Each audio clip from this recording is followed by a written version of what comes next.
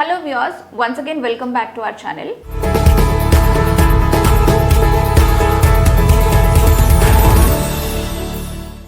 June 2న Telangana formation day రోజు ఉంది కదా, ఆ రోజు అన్ఎంప్లాయ్మెంట్ వాళ్ళ డ్రీమ్ అని చెప్పాలి. ఇది అదే మెగా జాబ్ క్యాలెండర్ కి సంబంధించి.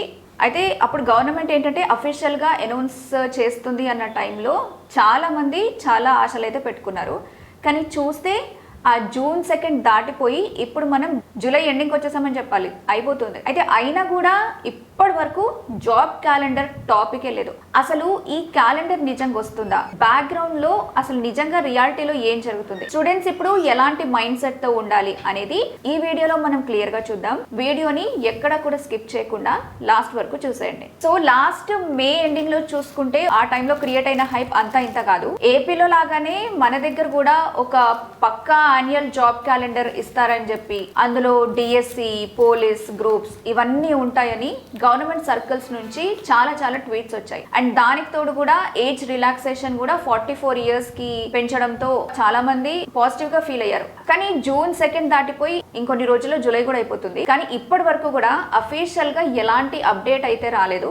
సో దీనివల్ల ఏమవుతుందంటే ఆస్పిరెంట్స్ లో ఫ్రస్ట్రేషన్ నిజంగా పెరిగిపోతుంది. ఇది చాలా కామన్ గా కనిపించే ఎమోషన్. అసలు నిజంగా ఈ డిలే ఎందుకు అవుతుంది? సో నిజానికి ఇంటర్నల్ గా ఏం జరుగుతుందంటే టీజీపీఎస్సీ వాళ్ళు ఈసారి చాలా అలర్ట్ గా ఉన్నారు. సో పాస్ లో లాగా హడావిడిగా నోటిఫికేషన్స్ ఇచ్చేయటము, లేకపోతే ఆ తర్వాత ఏజ్ ఇష్యూస్ వల్ల, లేకపోతే రోస్టర్ పాయింట్స్ వల్ల కోర్టు కేసులో ఇరుక్కుపోవడం వాళ్ళకి అస్సలు ఇంట్రెస్ట్ లేదు, ఇష్టం లేదు. అందుకే ప్రతి డిపార్ట్మెంట్ నుంచి క్లియర్ గా వేకెన్సీ డీటెయిల్ అలాగే రోస్టర్ పాయింట్స్ ని సెలెక్ట్ చేసుకుంటున్నారు. ఎందుకంటే ఫ్యూచర్ లో మళ్ళీ లీగల్ గా ఎలాంటి ప్రాబ్లమ్స్ రాకుండా ఒక పర్ఫెక్ట్ డ్రాఫ్ట్ రెడీ చేసే ప్రాసెస్ లోనే ఈ టైం అనేది పడుతుంది. అంతేగాని రిక్రూట్మెంట్ ప్రాసెస్లు ఆగిపోయాయని కాదు. మరి నెక్స్ట్ ఏంటి?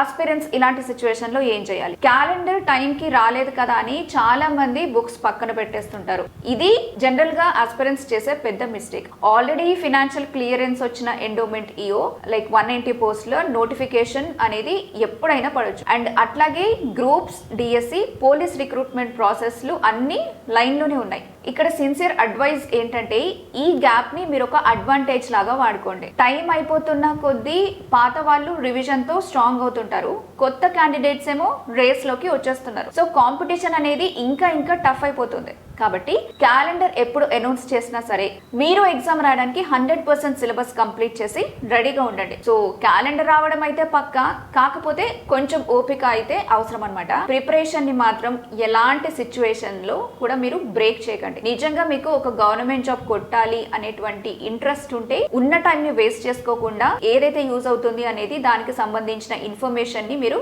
గ్యాదర్ చేసుకోండి. సో ఈ వీడియో మీకు నచ్చిందని అనుకుంటున్నాను. వీడియో నచ్చితే ఖచ్చితంగా లైక్ చేయండి.